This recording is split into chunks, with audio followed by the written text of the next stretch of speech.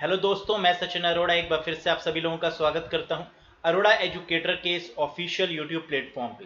I hope you all are doing great. आप सब बहुत बढ़िया होंगे। तो आज के सेशन में हम लोग बात करने वाले हैं IBPS RRB clerk mains computer awareness के बेस्ट 65 MCQs पर, यानी वो क्वेश्चंस जिनके एग्जाम में पूछे जाने की पॉसिबिलिटी बहुत ज़्यादा है। उन्हीं क्वेश्चंस पर आज हम चर्चा करेंगे और इसके थ्रू आप इवेल्युएट भी कर पाएंगे कि आप एग्जाम को लेकर कितने प्रिपेयर हैं। देखिए, कंप्यूटर एक स्कोरिंग सब्जेक्ट है। यहाँ पर आपको full out of full score करना है। ऐसे ही आपको सोच के जाना है। अगर आप ये सोच के जाते हैं कि हम क्वालिफाई करेंगे सिर्फ, तो आप क्वालिफाई नहीं कर पाएंगे। अगर आप ये सोच के जाते हैं कि हम full out of full marks लेकर आएंगे, तो बिल्कुल आप यहाँ पर हो सकता है कि 35 प्लस मार्क्स भी बहुत आसानी से क्लर्क के पेपर में आप लेकर आए, क्योंकि यहाँ जो क्वेश्चन पूछे जाते हैं ये डायरेक्ट क्वेश्चन होते हैं और यहाँ पर बहुत ही आसानी से आप कंप्यूटर में मैक्सिमम स्कोर कर पाएंगे। तो चलिए देखते हैं, एनालाइज करते हैं आज के सेशन की मदद से कि आप कितना स्कोर कर पाते हैं out of 65। Have a look guys. साथ ही साथ हम ये भी बता दें कि जिन कैंडिडेट्स ने ड्रीम बैच को ज्वाइन किया हुआ है वो एक चीज का बहुत ध्यान रखें कि एग्जाम में जाने से पहले जो कैप्सूल यहाँ पर हमने आपको प्रोवाइड किया है उसको जरूर रिवाइज करके जाइएगा। ये आप मुझसे प्रॉमिस करिए कि आप एग्जाम में जाने से पहले एक बार इस कैप्सूल को जरूर रिवाइज करेंगे, क्योंकि यहाँ से मैक्सिमम क्वेश्चंस आपके देखने को मिलेंगे। तो चलिए यहाँ पर बात करते हैं इस सेशन की। ये रहा पहला क्वेश्चन आपके स्क्रीन के ऊपर। बताइएगा, what is the high speed memory between the main memory and the CPU called. Main memory का मतलब क्या होता है? रैम और रोम। ये मेन मेमोरी होती है जिसको हम प्राइमरी मेमोरी की कैटेगरी में रखते हैं। आपको बताना है कि मेन मेमोरी और CPU के बीच में जो मेमोरी होती है उसे हम क्या बोलते हैं? रजिस्टर, कैशे, स्टोरेज, वर्चुअल या फिर all of these? Correct answer यहाँ पर होगा कैशे मेमोरी। तो ये क्वेश्चन भी एग्जाम में इस तरीके से भी पूछा जाता है कि cache memory lies between. Cache memory किसके और किसके बीच में होती है? तो आंसर आपका बनता है क्या? मेन मेमोरी और प्रोसेसर के बीच में, या फिर मेन मेमोरी और CPU के बीच में, क्योंकि CPU को ही हम प्रोसेसर भी बोलते हैं। क्लियर है? नेक्स्ट क्वेश्चन देखिए। The primary memory also called main memory of a personal computer consist of. कह रहा है प्राइमरी मेमोरी कहें या मेन मेमोरी कहें, इसमें कौन कौन सी मेमोरी आपकी कंसिस्ट होती हैं, कौन कौन सी मेमोरी आती हैं? RAM only, ROM only, both RAM and ROM, cache memory या फिर ऑल ऑफ दीज? तो बहुत ही सिंपल इसका आंसर होगा, बहुत ही आसान है। मेन मेमोरी की कैटेगरी में या प्राइमरी मेमोरी की कैटेगरी में रैम और रोम को हम प्रायोरिटी देते हैं।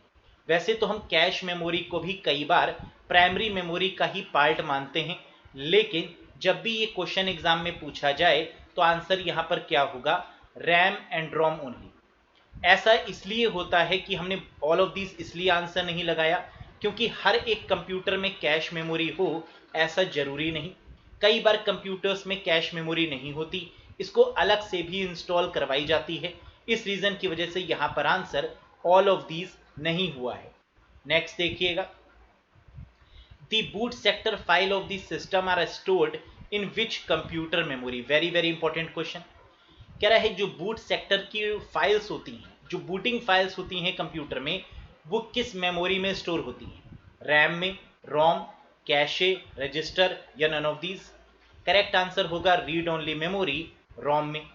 देखिए, दो तरीके के क्वेश्चन यहाँ से बनते हैं जो कि बहुत कंफ्यूजन क्रिएट करते हैं कई बार कैंडिडेट के मन में। जरा ध्यान दीजिएगा। अगर क्वेश्चन ये पूछा जाए कि बूट सेक्टर की फाइल्स कहाँ पर सेव होती हैं, तो आंसर रीड ओनली मेमोरी होगा। लेकिन अगर क्वेश्चन में ये पूछें कि बूटिंग के दौरान, बूटिंग के समय पर जो आपकी फाइल्स ट्रांसफर होती हैं वो कहाँ से कहाँ ट्रांसफर होती हैं, तो बूटिंग के दौरान जो आपकी फाइल्स ट्रांसफर होती हैं वो हार्ड डिस्क से रैम में ट्रांसफर होती है और इसी प्रोसेस को हम बूटिंग बोलते हैं। तो वहां पर आपका आंसर रैम आएगा। जबकि बूट सेक्टर फाइल्स कहां पर स्टोर होती हैं, इस केस में आंसर क्या होगा? रोम होगा। आई होप ये बात क्लियर हो गई होगी।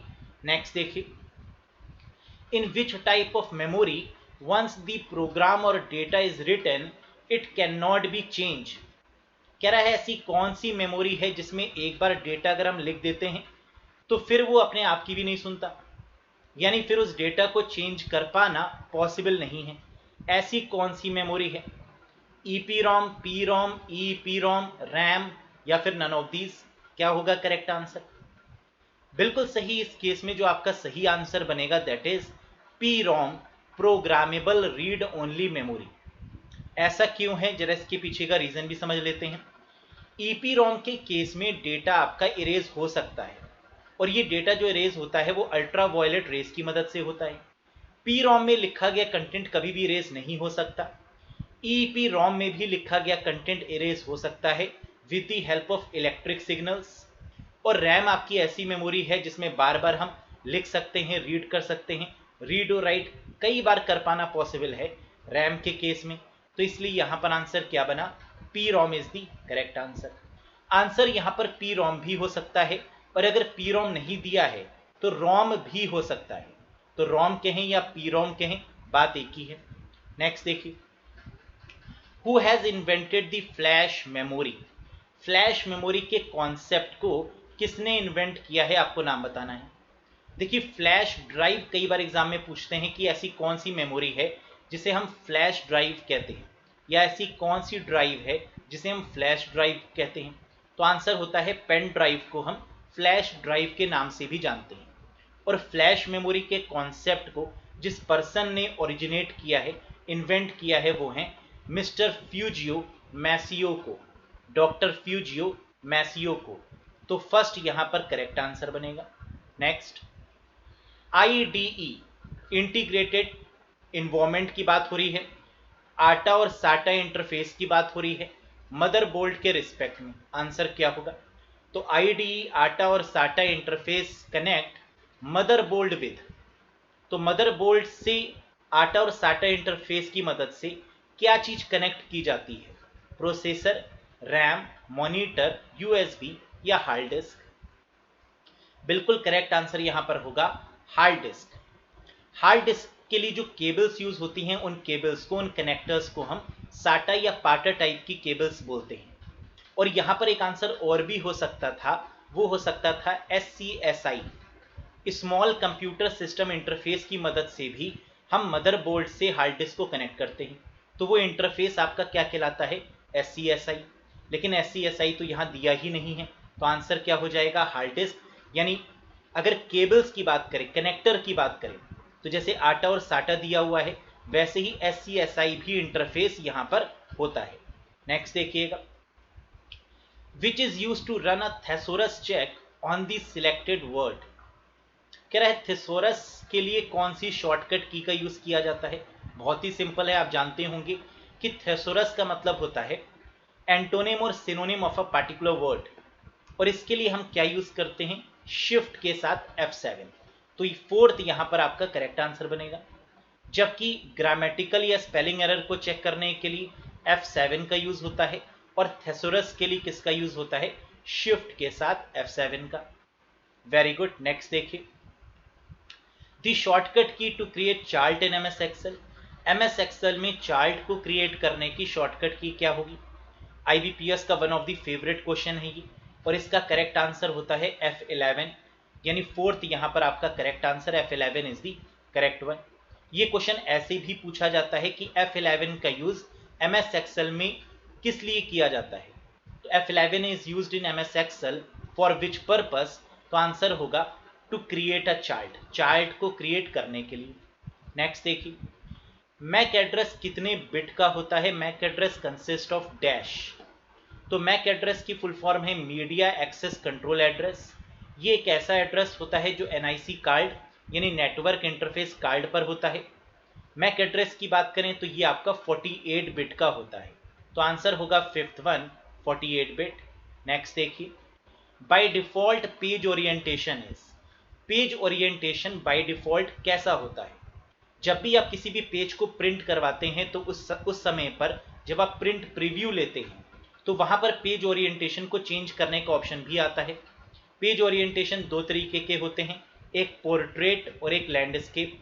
जबकि बाय डिफॉल्ट के केस में आपका करेक्ट आंसर क्या होगा? पोर्ट्रेट होगा। Very good. तो first one is the correct one. Next देखिएगा, how much storage is free on Gmail? Gmail में फ्री स्टोरेज कितनी मिलती है हमें? 10, 15, 25, 20 या 35 GB? क्या होगा करेक्ट आंसर? 15 GB यहाँ पर करेक्ट आंसर होगा।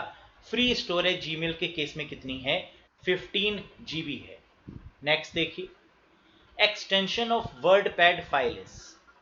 वर्डपैड फाइल का एक्सटेंशन क्या होता है? .txt, .doc, .bmp, .xls या .rtf?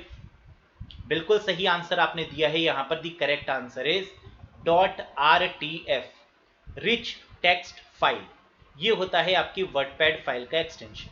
नेक्स्ट देखिएगा, both Baidu and Bing are the examples of.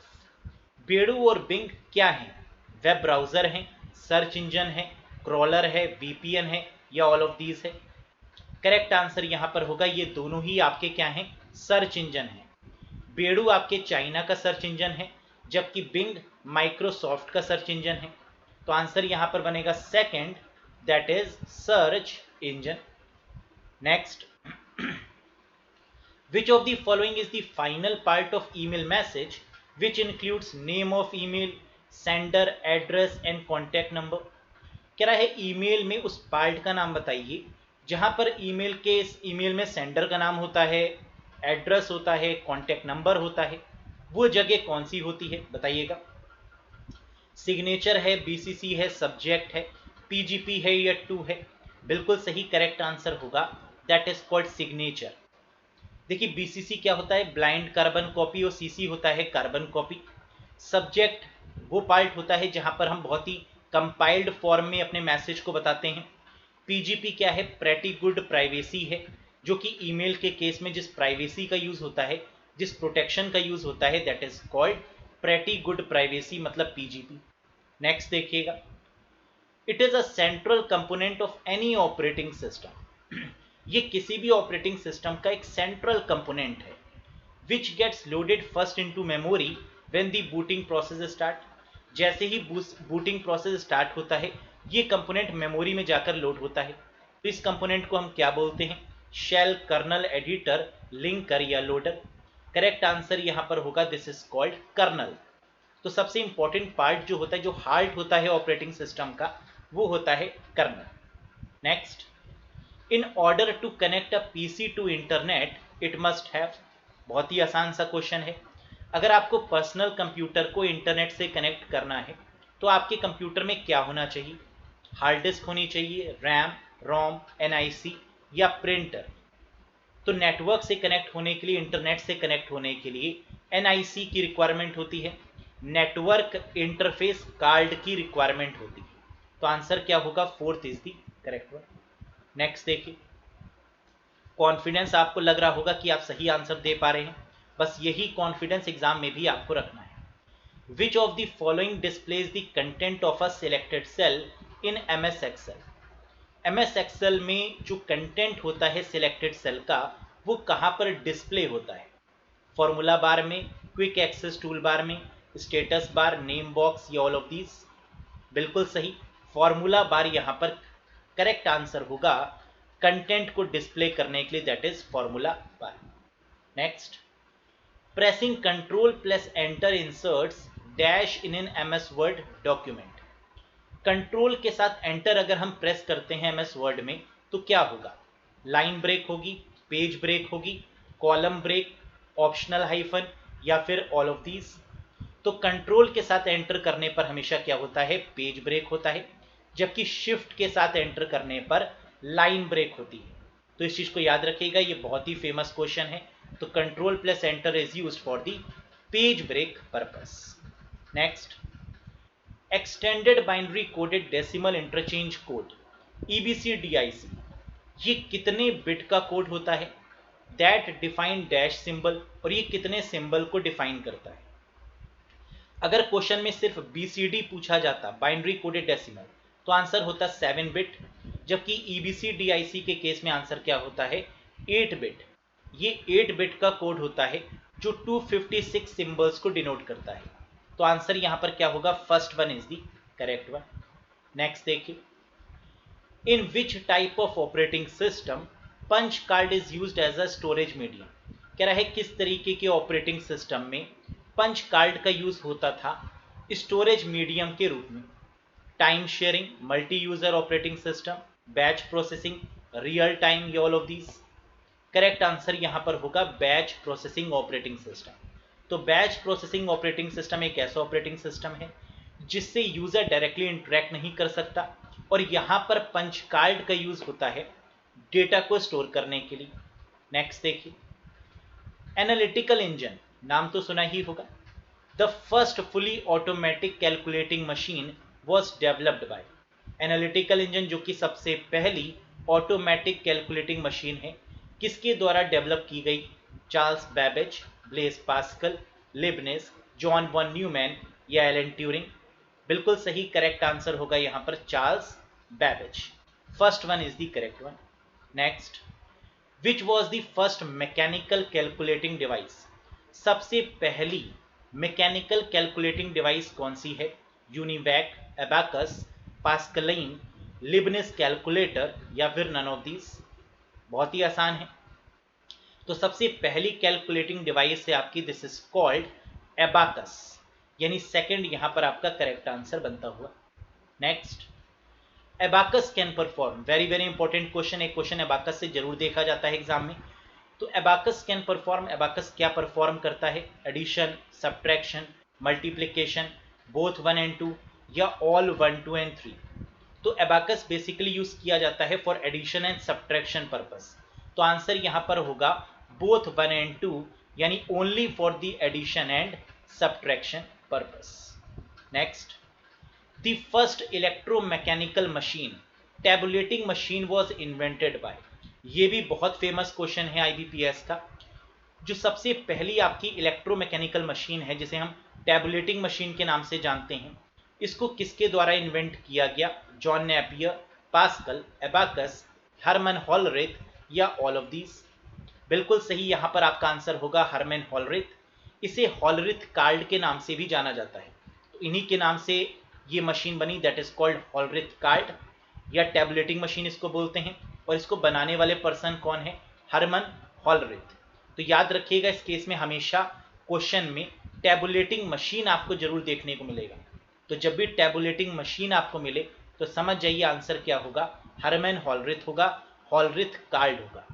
Next, which of the following was the first general purpose electronic computer? सबसे पहला जो जनरल पर्पस इलेक्ट्रॉनिक कंप्यूटर था वो कौन सा था? ये भी बहुत ही फेमस क्वेश्चन है और इसका आंसर होगा ENIAC. ENIAC was the first general purpose electronic computer. ENIAC की आपकी फुल फॉर्म क्या है? Electronic numerical integrator and computer. Electronic numerical integrator and computer, that is called ENIAC. Next देखिए, which language was used by the second generation of computers? Second generation of computers में कौन सी programming language का use हुआ? तो first generation में machine का हुआ, सेकेंड में असेंबली लैंग्वेज का हुआ। तो आंसर यहां पर क्या आएगा? First one, that is assembly language. Third में हाई लेवल लैंग्वेज का यूज हुआ है ना, तो सेकेंड में क्या हुआ? Assembly language. नेक्स्ट देखिए, it is a type of a challenge response test used in computing to determine whether or not the user is human। ये क्वेश्चन भी बहुत ही फेमस क्वेश्चन है और इस बार पूछा जा सकता है ये क्वेश्चन एग्जाम में आ जाए तो थैंक यू जरूर बोलिएगा। बताइए, it is a type of challenge response test. ये एक ऐसा टेस्ट है जहां पर चैलेंज किया जाता है, रिस्पॉन्स मांगी जाती है आपसे, in computing to determine whether or not the user is human. ये चेक करने के लिए कि जो पर्सन है वो ह्यूमन है या मशीन है। तो इसको चेक करने के लिए जो टेस्ट होता है उसे हम क्या बोलते हैं? बिल्कुल सही, आप समझ गए होंगे। पिन कोड है, पासवर्ड है, क्रिप्टोग्राफी है, बिटकॉइन है या कैप्चा है?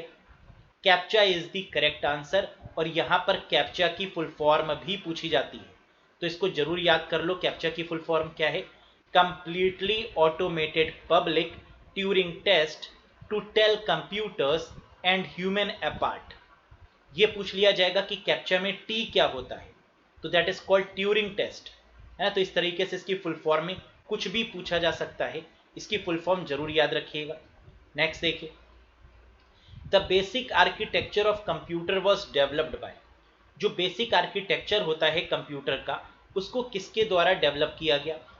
क्वेश्चन में ये पूछा जाए या फिर ये पूछा जाए कि सेव कॉन्सेप्ट किसने दिया, who develop the concept of save, इन दोनों ही केस में आपका आंसर क्या होगा, John von Neumann. First John von Neumann is the correct answer. Next देखिए, what is the decimal equivalent of the binary number 10111?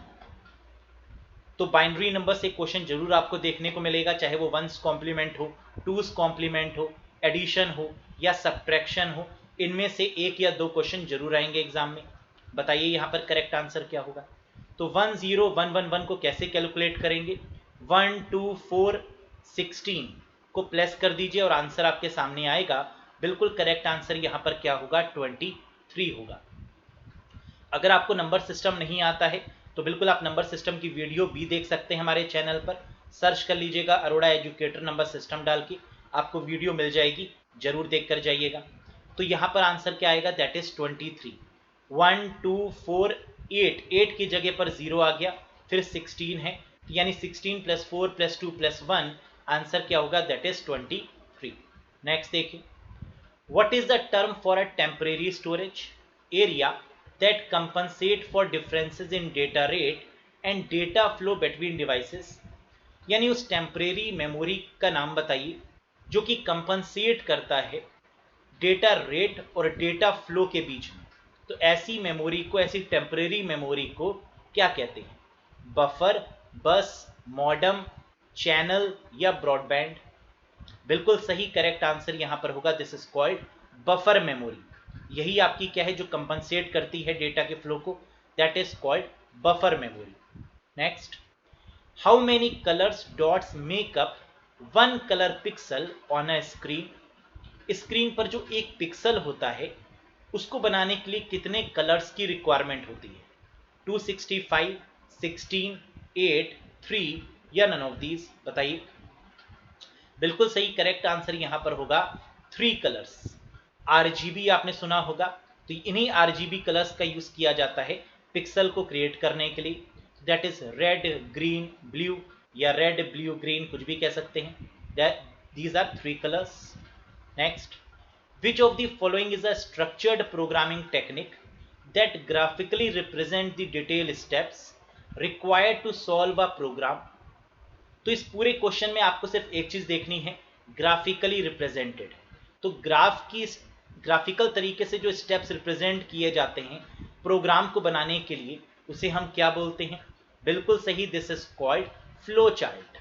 क्या होगा यहाँ पर, फ्लो चार्ट आपका ग्राफिकल रिप्रेजेंटेशन ही होता है। Next, which of the following is the extension of notepad? Notepad का extension क्या होता है, बहुत आसान है, .txt होता है नोटपैड का एक्सटेंशन। तो आंसर यहां पर क्या होगा, .txt। एक्सएलएस एक्सेल का है, पीपीटी पावर पॉइंट का है, बीएमपी बिटमैप इमेज का है, जबकि टीएक्सटी किसका है, नोटपैड का। आरटीएफ के बारे में अभी हम लोग ने बात करी थी कि वर्डपैड का क्या होता है, RTF. Next, a hard disk drive can be directly connected to a PC via. देखिए अभी हमने थोड़ी देर पहले इसके बारे में बात भी की थी कि हार्ड डिस्क पीसी से कनेक्ट होती है किसके द्वारा, साटा केबल, पाटा केबल या फिर SCSI इंटरफेस। तो क्या यहाँ पर साटा पाटा गिवन है, नहीं गिवन है। क्या SCSI इंटरफेस गिवन है, बिल्कुल गिवन है। तो आंसर क्या हो जाएगा, first one is the valid one. Small computer system interface, full form ध्यान से सुनिएगा, small computer system interface, that is called SCSI interface.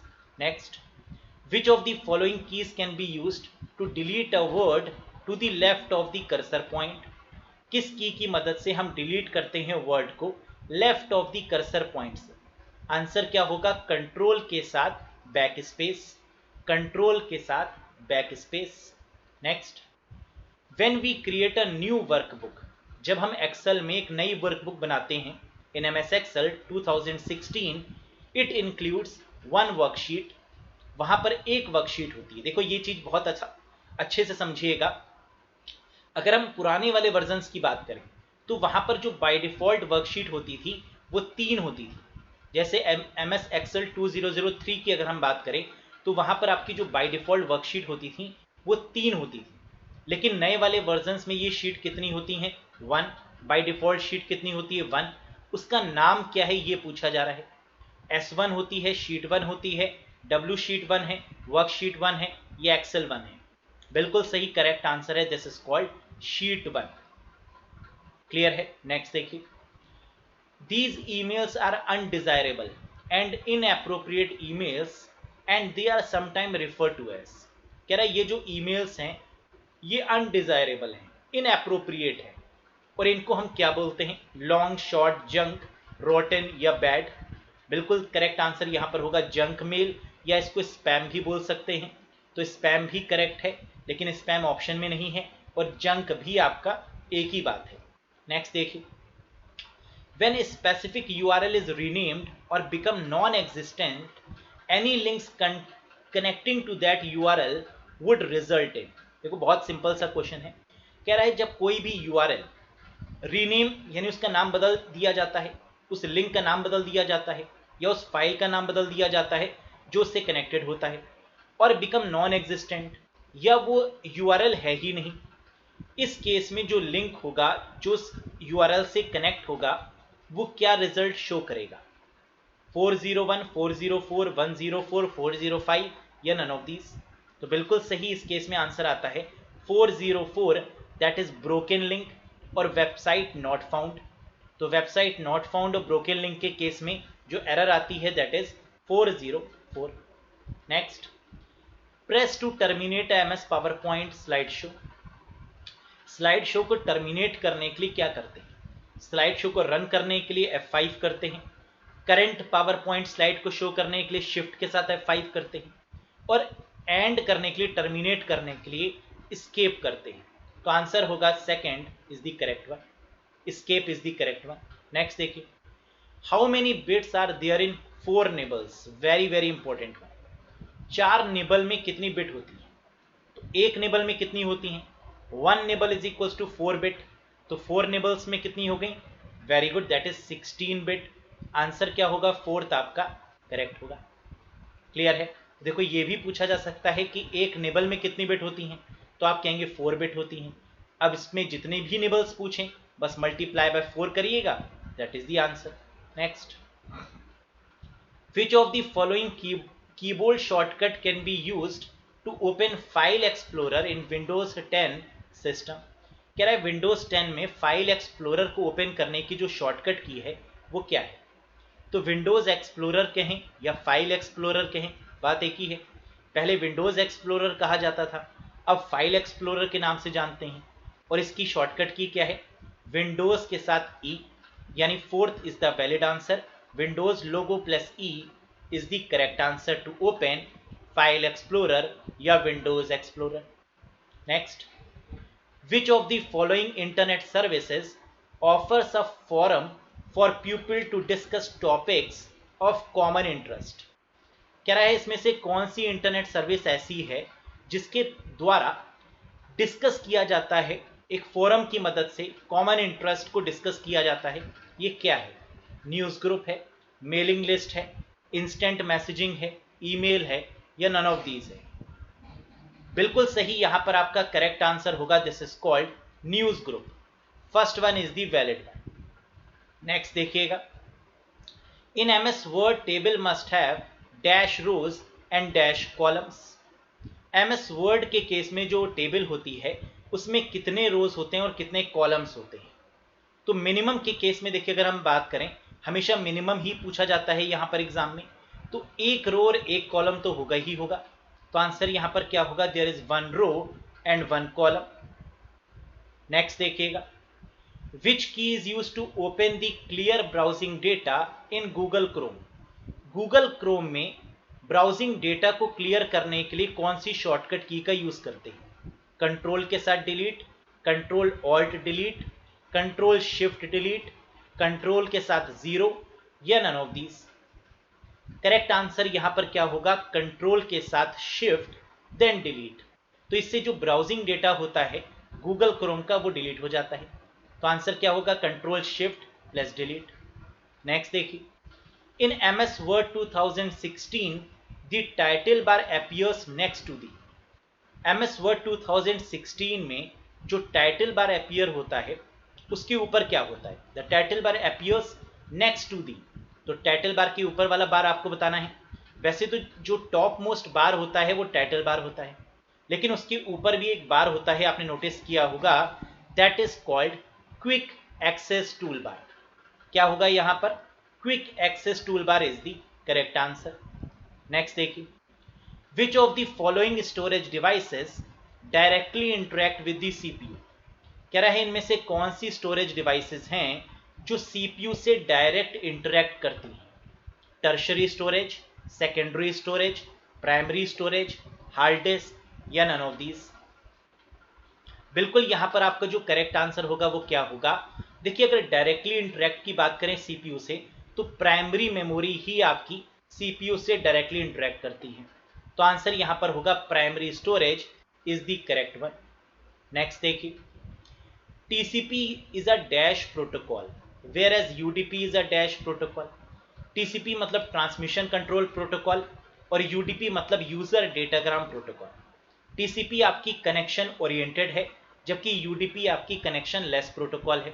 मैंने आपको कई बार बताया है कि ट्रांसपोर्ट लेयर में आपकी TCP और UDP काउंट की जाती है, तो TCP कनेक्शन ओरिएंटेड है जबकि UDP कनेक्शन लेस है। ये बहुत ही इंपॉर्टेंट क्वेश्चन है। नेक्स्ट देखिए, which is a network layer protocol. इनमें से ऐसी कौन सी प्रोटोकॉल है जिसका यूज नेटवर्क लेयर में करते हैं? आईपी, एसएमटीपी, एचटीटीपी, टीसीपी या ऑल ऑफ दीज। तो नेटवर्क लेयर में राउटर का यूज होता है और यहां पर आईपी एड्रेस का यूज होता है, तो यानी यहां पर जो प्रोटोकॉल यूज होती है वो कौन सी है? आईपी है, तो करेक्ट आंसर होगा आपका फर्स्ट वन। जबकि SMTP simple mail transfer protocol, HTTP hyper text transfer protocol, TCP transmission control protocol, ये तीनों प्रोटोकॉल्स आपकी एप्लीकेशन लेयर पर यूज होती हैं। किस पर यूज होती हैं? एप्लीकेशन लेयर पर यूज होती हैं, है ना, इसको याद रखिएगा। नेक्स्ट देखिएगा question, in context of PC assembly in RJ45 the full form of RJ is. RJ की फुल फॉर्म यहां पर बतानी है, रेडियो जॉकी बिल्कुल नहीं होगा। करेक्ट आंसर क्या होगा RJ45 में RJ का? बिल्कुल सही, the correct answer is registered jack. Registered jack. Next, in Microsoft excel which of the following denotes a cell range from B1 through E5। B1 से E5 तक जो सेल की रेंज होती है उसको कैसे शो किया जाता है? तो करेक्ट आंसर है with the help of colon. Colon की मदद से रेंज को शो करते हैं, तो करेक्ट आंसर यहां पर होगा B1 colon E5 is the valid one. Next देखिए, it is a harmful piece of software that looks legitimate and tricks user into loading and executing it on their system. कह रहा है ये harmful software है लेकिन दिखता ये ऐसा है कि जैसे यूजफुल हो। दैट लुक्स लेजिटिमेट मतलब कि ये यूजफुल दिखता है, पर ऐसा हार्मफुल सॉफ्टवेयर जो यूजफुल दिखता है हम आपको पहले ही बता चुके हैं कि इसे क्या बोलते हैं? बिल्कुल सही, this is called Trojan horse. तो ट्रोजन यहां पर आपका करेक्ट आंसर बनेगा। नेक्स्ट देखिए, which of the following is a type of a malware that can self replicate without a host program. तो आपको उस मैलवेयर का नाम बताना है जो सेल्फ अपनी कई सारी कॉपीज क्रिएट करता है या सेल्फ रेप्लिकेट करता है विदाउट अ होस्ट प्रोग्राम, मतलब बिना किसी सर्वर के, बिना किसी होस्ट प्रोग्राम की मदद के। तो ये आपका बनता है, दिस इज कॉल्ड वॉर्म। देखिए, रेप्लिकेशन की कभी भी बात होगी तो आंसर या तो वायरस होगा या वॉर्म होगा। सेल्फ रेप्लिकेशन कभी भी दिया हो तो आंसर क्या होगा? वॉर्म होगा। Write once, read many is the correct one. Next देखिए, विंडोज 11 किस तरीके का ऑपरेटिंग सिस्टम है? विंडोज 11 इज ओपन सोर्स है, क्लोज सोर्स है, फ्रीवेयर है, ऑल ऑफ दीज है या नन ऑफ दीज है। ओपन सोर्स मतलब free of cost, close source मतलब पेड, फ्रीवेयर मतलब भी फ्री होगा, ऑल ऑफ दीज या नन ऑफ दीज। बिल्कुल ये फ्री तो बिल्कुल नहीं है। विंडोज 10 में जरूर ये अपग्रेड हो रहा है लेकिन ये पेड वर्जन ही कहलाएगा, तो आंसर क्या है? Closed source operating system. Next देखिए, how much minimum storage space is required for Windows 11। Windows 11 को रन करने के लिए जो मिनिमम स्टोरेज स्पेस रिक्वायर्ड है वो कितनी है? तो आपको पता होना चाहिए कि जो रैम की लिमिटेशन है वो 4 GB है और जो स्टोरेज स्पेस की जो रिक्वायरमेंट है वो 64 GB है। तो यहाँ पर आपका आंसर क्या बनेगा, 4 GB and 16 GB 64 GB sorry. तो 4 GB आपकी रैम होनी चाहिए और स्टोरेज कितनी होनी चाहिए, 64 GB। नेक्स्ट देखिए, name the recent spyware that can stealthily enter a smartphone and gain access to everything on it including its camera and microphone. क्या रहे, रिसेंट एक स्पाईवेयर अभी लॉन्च हुआ है हाल ही में, है ना, बहुत फेमस है, जो किसी भी मोबाइल के एक्सेस को ले लेता है, कैमरे माइक्रोफोन इन सबको एक्सेस कर लेता है। उस स्पाईवेयर का नाम बताइए, ransomware, Trojan horse, WannaCry, Pegasus या कीलॉगर। करेक्ट आंसर यहां पर होगा Pegasus is the correct answer. तो बहुत ही फेमस है, आपने जरूर पढ़ा होगा इसके बारे में। तो ये रिसेंट आपका क्या है, स्पाईवेयर है। नेक्स्ट देखिए, what is Apple equivalent to MS PowerPoint. MS PowerPoint Microsoft का है और इसका इक्विवेलेंट एप्पल के केस में क्या होगा, पेजेस, नंबर्स, कीनोट, आईडॉक या एप्पल डॉक। बिल्कुल यहां पर करेक्ट आंसर आपका होगा दिस इज कॉल्ड कीनोट। तो एप्पल के इक्विवेलेंट एमएस पावर पॉइंट का क्या है, कीनोट है। नेक्स्ट देखिए, who translate and execute program at run time line by line. तो लाइन बाय लाइन की कभी भी बात होगी तो इस केस में आंसर क्या होगा, इंटरप्रेटर होगा। और ऑल एट वंस एक साथ की बात होगी तो आंसर क्या होगा, कंपाइलर होगा। तो यहां पर आपका आंसर क्या है, इंटरप्रेटर। नेक्स्ट, अब देखिए यहां पर एडिशन, बाइनरी नंबर्स का एडिशन भी पूछा जा सकता है और बाइनरी नंबर्स का सब्ट्रैक्शन भी पूछा जा सकता है। तो इसको बहुत ध्यान से देखिएगा। 10110 माइनस 1101, इसका आंसर क्या आएगा, कैसे करेंगे इस क्वेश्चन को। तो बहुत आसान है, देखिए बहुत सारे तरीके हो सकते हैं इस क्वेश्चन को सॉल्व करने के, लेकिन जो सबसे सही तरीका है वो क्या है, ये जो बाइनरी नंबर गिवन है पहले इसको डेसिमल में कन्वर्ट कर लीजिए। तो 10110 का डेसिमल नंबर निकाल लीजिए, फिर 1101 का डेसिमल नंबर निकाल लीजिए, इन दोनों को माइनस कर दीजिए डेसिमल नंबर को, और जो आंसर आए उसका बाइनरी नंबर निकाल लीजिए। That's it. कैसे देखते हैं। सबसे पहले 10110 है, इसको अगर हम किस में कन्वर्ट करेंगे, डेसिमल में, तो आंसर क्या आएगा, 22। कैसे, 1 2 4 8 16, तो 2 4 16 को प्लस करेंगे 22 आ गया। फिर 1101 है, इसको अगर हम कन्वर्ट करेंगे डेसिमल में तो क्या आएगा, 13 आएगा, सेम ऊपर वाले तरीके से। 22 और 13 को माइनस करेंगे, क्या आएगा, 9, और 9 का अगर हम बाइनरी नंबर निकालेंगे तो क्या आएगा, 1001। इस तरीके से आप माइनस करके करेक्ट आंसर निकाल सकते हैं। आसान है, समझ गए होंगे। नेक्स्ट देखिए, the one's complement of the binary number. ये भी समझिएगा, कई बार ये भी पूछा जाता है कि किसी भी बाइनरी नंबर का वंस कॉम्प्लीमेंट क्या होगा। तो वंस कॉम्प्लीमेंट के केस में आपको ये याद रखना है कि जहां पर 1 है वहां पर 0 कर देंगे, और जहां पर 0 है वहां पर 1 कर देंगे, बस दैट्स इट। तो 1 की प्लेस पर 0 और 0 की प्लेस पर 1, ये हो जाएगा आपका वंस कॉम्प्लीमेंट। तो यहां दिया हुआ है 101101, तो यानी इसका आंसर क्या आएगा, 010010, that is the correct one. तो यानी आंसर आपका बन गया second is the valid. Clear है। नेक्स्ट देखिए, 2's कॉम्प्लीमेंट ऑफ 12। अब किसी भी नंबर का 2's कॉम्प्लीमेंट कैसे निकालते हैं ये भी समझिए, बहुत आसान है। कोई भी नंबर अगर दिया हुआ है डेसिमल में, उसको सबसे पहले आप बाइनरी में कन्वर्ट करिए, पहला स्टेप कर लिया बाइनरी में कन्वर्ट। बाइनरी में कन्वर्ट करने के बाद वंस कॉम्प्लीमेंट निकालिए, यानी 0 की जगह पर 1 और 1 की जगह पर 0, ठीक है। अब उसके बाद तीसरा जो स्टेप होगा वो क्या होगा, जो नंबर आपके पास आया है उसमें 1 को ऐड कर दीजिए, हो गया। फिर से सुनिए, जो नंबर आपको गिवन है डेसिमल, उसका बाइनरी कन्वर्ट करिए, 0 की जगह पर 1 और 1 की जगह पर 0 करिए, यानी वंस कॉम्प्लीमेंट करिए। फिर उसके बाद 2's कॉम्प्लीमेंट निकालने के लिए उस नंबर पे 1 को ऐड कर दीजिए और आंसर आपके सामने होगा। कैसे, हैव अ लुक। तो यहां पर दिया था 12 का अगर हम बाइनरी नंबर निकालें तो आंसर क्या आएगा, 0011। इसका वंस कॉम्प्लीमेंट निकालेंगे तो 0 की जगह पर 1 और 1 की जगह पर क्या होगा, 0, तो यानी 1100 वंस कॉम्प्लीमेंट। और इसमें अगर हम 1 को प्लस करेंगे तो आंसर क्या आएगा, तो राइट हैंड साइड से 1 को प्लस करेंगे तो 1 0 + 1 1, और बाकी सब जगह पर ऐसे ही आ जाएगा, यानी 011। तो यहां पर आपका जो आंसर आया वो क्या आया, 1101 इज द करेक्ट वन। तो आई होप सो कि आपको one's complement, 2's complement, subtraction, addition निकालना आ गया होगा। नेक्स्ट देखिए, which shortcut key in MS Word 2019 is used to toggle the case of letters among upper case, lower case and sentence case. तो किसी भी पार्टिकुलर वर्ड में अगर आपको उसका अपर केस से लोअर केस और सेंटेंस केस में कन्वर्ट करना है तो उसकी शॉर्टकट की क्या होती है? बिल्कुल सही, शिफ्ट के साथ F3। फर्स्ट यहां पर आपका वैलिड आंसर होगा शिफ्ट के साथ F3। नेक्स्ट देखिए, which shortcut key in MS Word 2019 is used to remove paragraph formatting. Paragraph formatting को रिमूव करने की जो शॉर्टकट की है वो क्या है? Control R, control P, control D, control Q या none of these?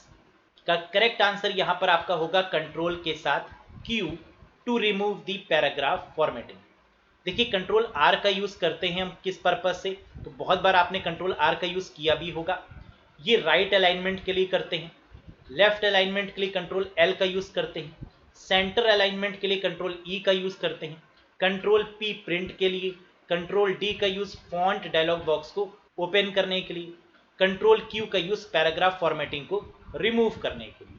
Next, which shortcut key in MS Excel 2019 is used to select a row. एक पूरी रो को सिलेक्ट करने के लिए कौन सी शॉर्टकट की का यूज होता है एक्सेल में? शिफ्ट के साथ स्पेस बार। और अगर कॉलम की बात होती तो कंट्रोल के साथ स्पेस बार।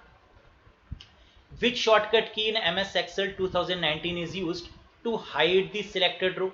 किसी भी सिलेक्टेड रो को हाइड करने की शॉर्टकट की क्या होगी? कंट्रोल के साथ 9 रो को हाइड करने के लिए, और कॉलम को हाइड करने के लिए होती है कंट्रोल के साथ 0। क्लियर है? नेक्स्ट देखिए, last question guys. A user can get file from another computer on the internet by using dash. यानी यूजर जो होता है उसको अगर कोई फाइल चाहिए किसी दूसरे कंप्यूटर से तो वहां पर कौन सी प्रोटोकॉल का यूज हो रहा है? HTTP, टेलनेट, UTP, FTP या ऑल ऑफ दीज? बताइएगा। तो बिल्कुल यहां पर फाइल ट्रांसफर प्रोटोकॉल का यूज होता है अपलोडिंग और डाउनलोडिंग के लिए। तो अगर हमें फाइल चाहिए या फाइल अगर हम सेंड करना चाहते हैं सर्वर पर या सर्वर से लेना चाहते हैं तो इन दोनों ही केसेस में हम अपलोडिंग और डाउनलोडिंग का यूज करते हैं। और यहाँ पर जो प्रोटोकॉल है वो कौन सी है? FTP है, फाइल ट्रांसफर प्रोटोकॉल है। HTTP hyper text transfer protocol है जो कि बाय डिफॉल्ट प्रोटोकॉल होती है। टेलनेट आपकी रिमोट प्रोटोकॉल है। UTP कुछ भी नहीं होता, UDP होता है, यूजर डेटाग्राम प्रोटोकॉल, जिसके बारे में अभी मैंने आपको बताया था कि ये कनेक्शन लेस प्रोटोकॉल है। FTP फाइल ट्रांसफर प्रोटोकॉल है। तो आई होप सो कि ये 65 क्वेश्चन जो थे ये आपको समझ में आए होंगे। आउट ऑफ 65 आपने कितना स्कोर किया? क्या आपका कॉन्फिडेंस बूस्ट अप हो रहा है यहाँ पर एग्जाम को लेकर? क्या आप तैयार हैं full out of full marks gain करने के लिए? कमेंट करके जरूर बताइएगा। किसी भी क्वेश्चन में कोई डाउट हो तो कमेंट करके बताइएगा। बाकी सेशन अगर पसंद आया हो तो लाइक कर दीजिएगा, चैनल पर नए हो तो सब्सक्राइब जरूर करिएगा। बाकी इसी तरीके के सेशंस को मैं लेकर आता रहता हूँ। बहुत जल्द कनेक्ट होंगे एक नए सेशन के साथ। Till then bye bye and take care. Thank you very much guys.